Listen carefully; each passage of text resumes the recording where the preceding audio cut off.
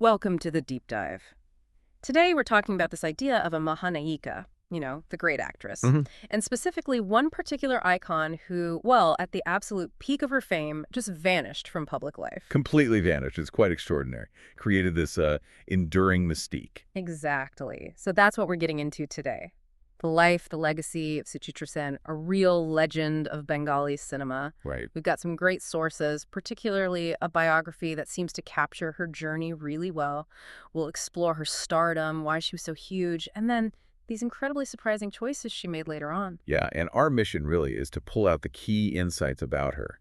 She didn't just achieve stardom, she kind of redefined it, didn't she? And redefined privacy, too. Totally. We want to understand not just what she did, but why her story still fascinates people so much. It's a shortcut, if you like, to understanding a genuine icon. Okay, so where does this incredible story start? Before Suchitra Sen, there was Roma Dasgupta. Tell us about her beginnings. Right.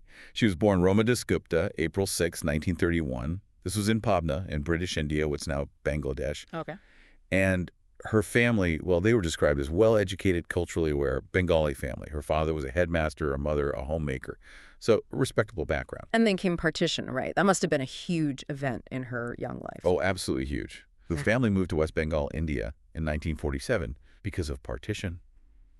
That kind of displacement, it shapes you. Mm-hmm. And another really key detail, often overlooked maybe, is that she got married very young. How young? 16. Right. Also in 1947, she married Divana Sen, who was an industrialist. His father was Adinath Sen. 16, wow. Yeah. And they had a daughter, Moon Sen. Who also became an actress. Exactly. Moon Sen became quite a noted actress herself, so that artistic line continued. So you have this backdrop partition, early marriage. How did she actually get into films? When did Roma become Suchitra? Well, professionally, she became Suchitra Sen. Her first film role was actually 1952, Shish Kothai, but interestingly, that film never got released. Oh, really? Yeah. So her first release film was the next year, 1953. It was called Sat Number Kaidi. Okay, so 1953 is when the public first saw her. But when did things really take off? Was it an immediate success? Almost immediate, yeah. The breakthrough came really quickly with a romantic drama called Sherry Chwader, also in 1953. What was special about it? Well, her acting style was seen as quite natural, maybe different from the more theatrical style sometimes seen then.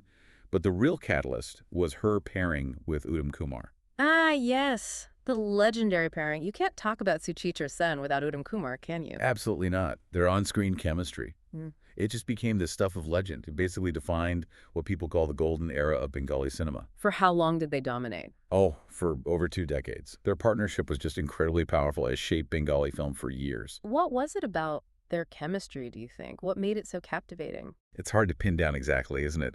But there was this unspoken understanding between them on screen, a kind of grace, a depth. It felt incredibly real, yet sort of aspirational. Can you give us some examples, some of their big hits together? Oh, definitely. There's so many. Agi Pariksha in 54 was huge.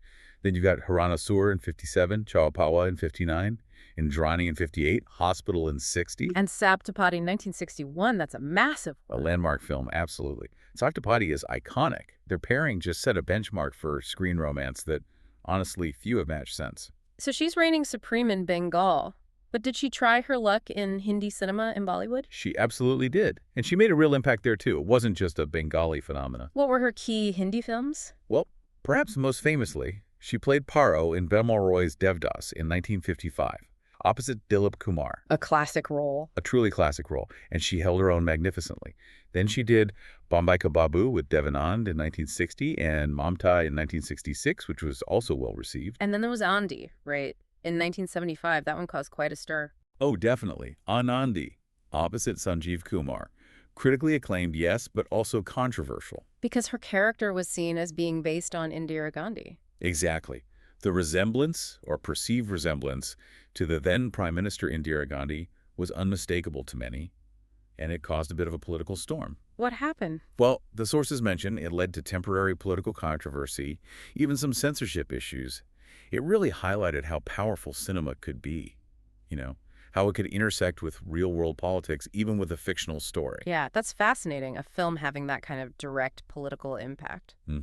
It showed her reach and maybe the risks involved, too. So incredible success, crossing language barriers, even stirring political debate. She must have received a lot of awards and recognition. She did, internationally too. She won the Best Actress Award at the Moscow International Film Festival back in 1963. For Saptapati. Yes, for Saptapati. Hmm. And that was a huge deal. She's the first Indian actress to win an award at a major international film festival. Wow, first one. Yep. And of course, numerous BFJA awards. That's the Bengali Film Journalists Association for Best Actress in Bengal. But then, her attitude towards some of the highest national honors was, well, quite different, wasn't it? Extremely different. And this is where her story takes that unique turn towards privacy. She famously refused the Padma Shri. India's fourth highest civilian award, she just refused it. Turned it down. Yeah.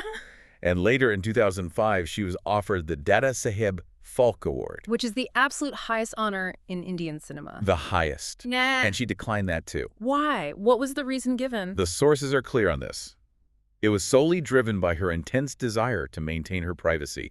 She didn't want to make a public appearance to receive the award. That's quite something. To value privacy over that level of recognition, it really hints at the path she was choosing, doesn't it? It absolutely does. It signals this deliberate withdrawal that was coming. So when did she finally make that decision, the complete retreat? It was in 1978. After her film Pronoy Pasha came out, that was her last film.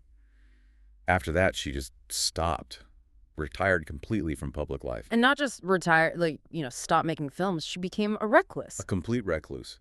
Avoided any public appearances, didn't allow photographs, refused awards, as we said.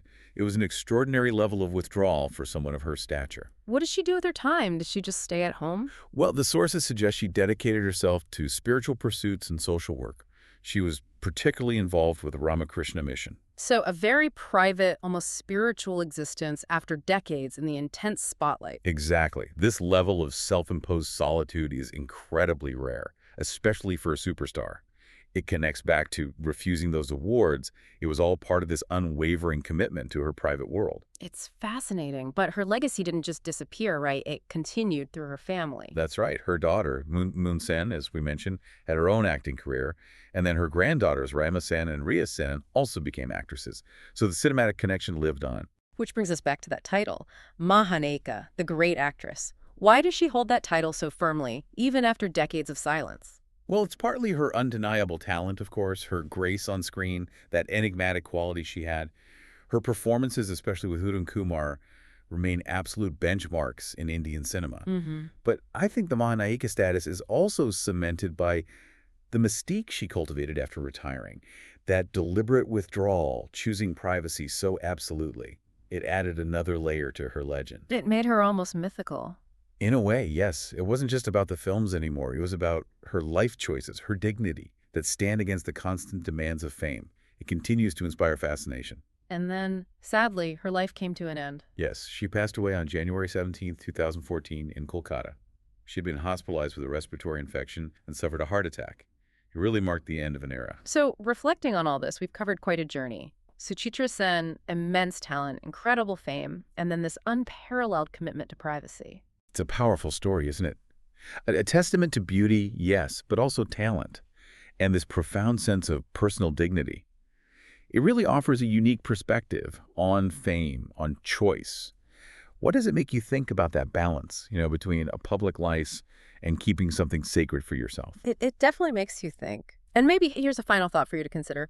What does it actually mean when a star of that magnitude completely removes themselves from the public gaze? Right. Does it somehow make their legacy even stronger, more mysterious? Or is it a lesson in self-preservation, a way to protect oneself from the sheer intensity of that kind of spotlight?